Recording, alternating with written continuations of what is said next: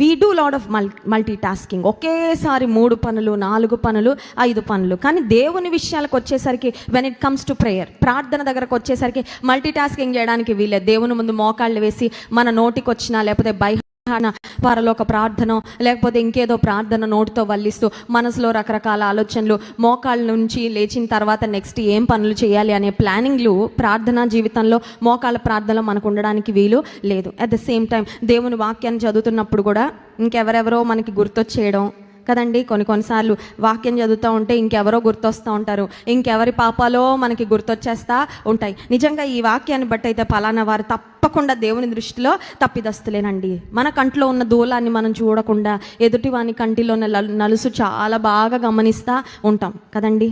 We know a lot about others weaknesses rather than our own weaknesses. ఇక్కడ ఉన్న నేను కూడా కలుపుకొని చెప్తున్నాను, ఎందుకంటే దేవుని సేవకులంగా ఇక్కడ ఏది ప్రకటించినా దేవుని వాక్యం 2 అంచులు గల ఖడ్గం. మొదట మమ్మల్ని కోస్తుంది, తర్వాత మిమ్మల్ని కోస్తుంది కదండి.